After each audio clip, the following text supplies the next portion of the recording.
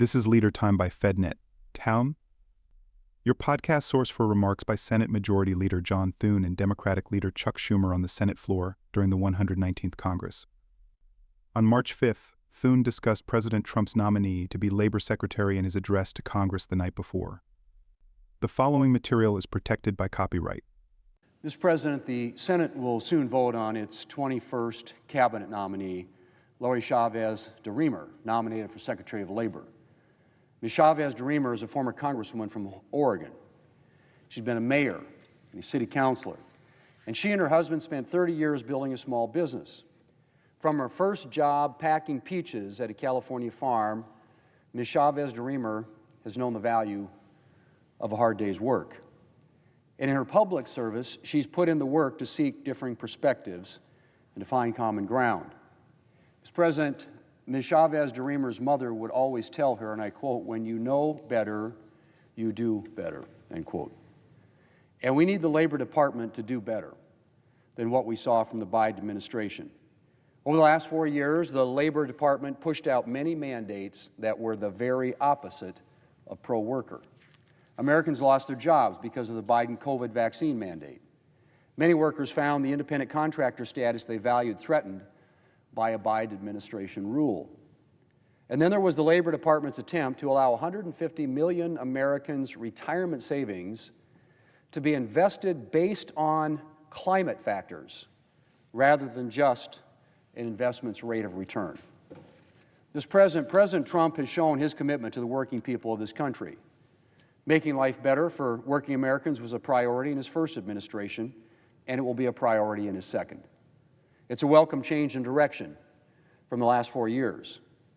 And speaking of a welcome change in direction, Mr. President, last night the President came to Capitol Hill to address Congress and lay out his vision for the next 4 years. His vision and his record of accomplishment. Because in just 6 weeks, President Trump has already accomplished an incredible amount. And chief among his achievements is the job he and his administration have done in securing our southern border and restoring respect for the rule of law. There were approximately 8,450 encounters at our southern border during the month of February. 8,450. That is at least a 25-year low. To put that number in perspective, during the Biden border crisis, Customs and Border Protection was sometimes dealing with 8,000 or more attempted illegal crossings per day. In just 6 weeks in office, President Trump has overseen an incredible turnaround. It just shows what happens when you have a president and an administration committed to securing the border and enforcing the law.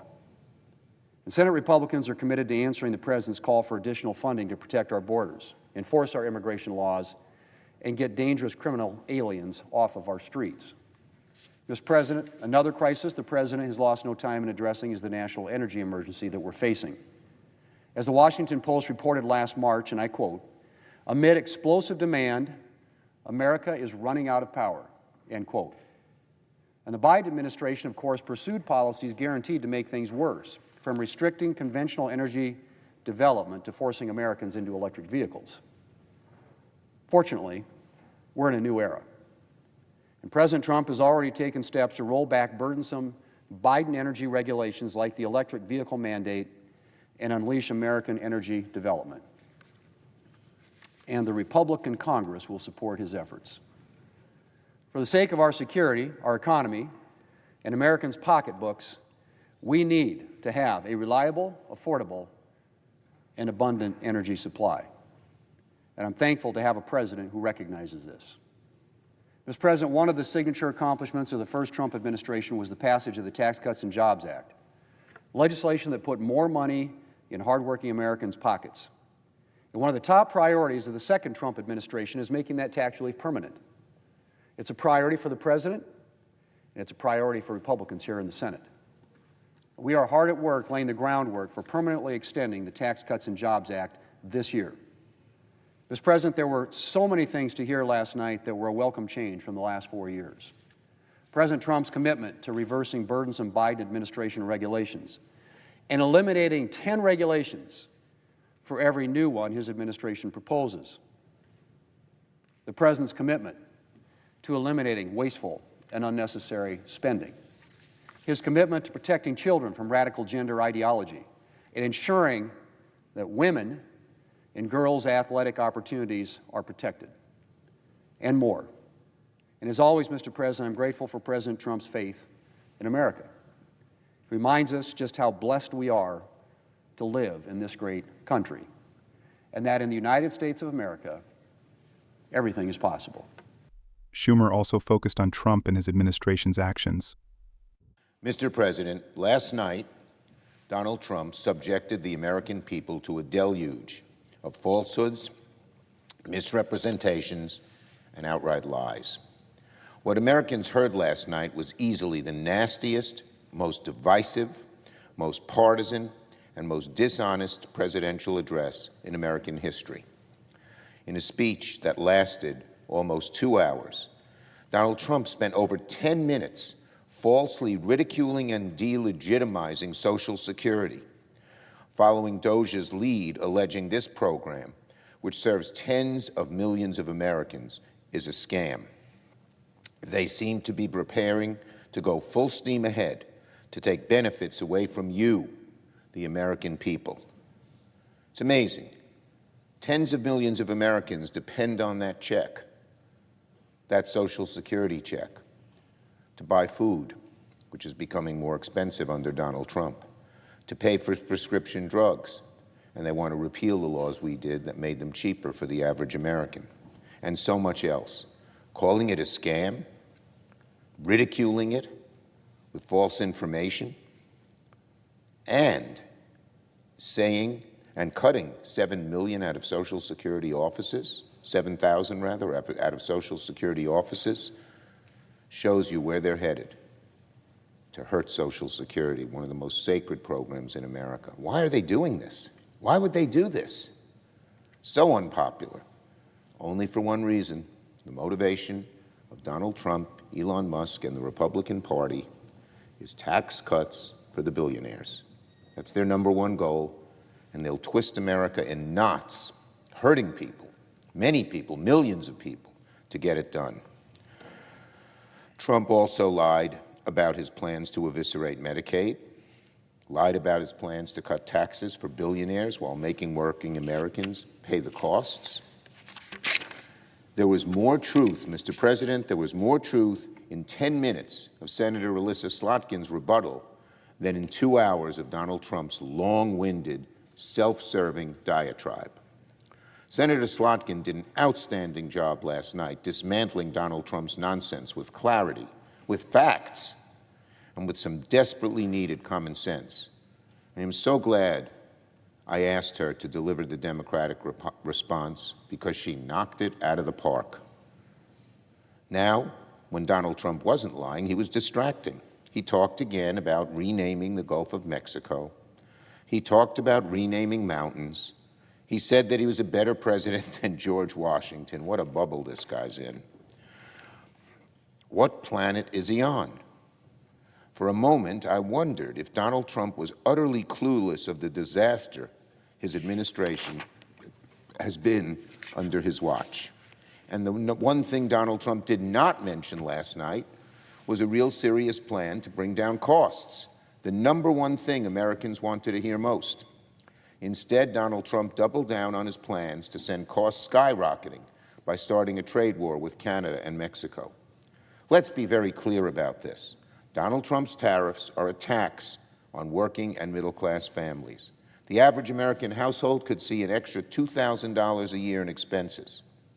Tariffs mean the cost of pretty much everything would go up, not just cars, although he could destroy this car industry. Remember, for about 40% of the parts that are in American cars come from Canada, but also housing and groceries and food, beef, dairy, eggs, the cost of furniture and smartphones and laptops and fertilizer for farmers. Even going out to dinner with friends will all be more expensive because of Donald Trump's tariffs. Tariffs will slow growth, they'll erode profits, They'll worsen unemployment and inequality and wreak havoc on supply chains that tens of millions of people and businesses depend on. And let's be clear, the administration has obviously not thought through these tariffs. They seem to be changing their plans by the hour. Even this uncertainty is extremely harmful to the economy. It makes it impossible for businesses to plan ahead. It depresses spending. It slows growth, eats away at consumer confidence. Yes, there are certain tariffs, particularly against China, which are competing with us economically in unfair ways, that might make some sense. But these have been unthought through. They're creating chaos for the economy. That's the one thing that the tariffs are accomplishing. Chaos for the economy, stock market plummets. And why? Why are they doing this? Well, it's not different here than Social Security or Medicaid. Why is Donald Trump hell-bent on starting a trade war when virtually every expert knows the casualties of a trade war will be families and consumers? The reason's very simple. One reason. He and DOJ say that Social Security is a scam. They want to take away people's benefits to pay for billionaire tax cuts. That's the whole ballgame. I can't think of a time when any president ridiculed Social Security the way Donald Trump did. And I can't think of any time where someone was more chaotic and deleterious on tariffs than Donald Trump was. What they're seeking in return is the greatest transfer of wealth from working families to billionaires in the history of America. They want to take Social Security benefits away from you, the American people. They want to take health care away from you, the American people. They want to take away education and medical research and infrastructure and basic public services. Why? Well, it's pretty expensive to give tax cuts to the wealthy elite, but that's what they're doing. That's what a transfer of wealth looks like to the average American, taking so much away from you, things you need and depend on. But Donald Trump and Republicans forget one thing. The American people aren't just going to roll over and let Republicans run this country. Democrats, and frankly, all Americans of goodwill, regardless of party, are organizing and mobilizing to defend health care, Social Security, and the livelihood of Americans' families.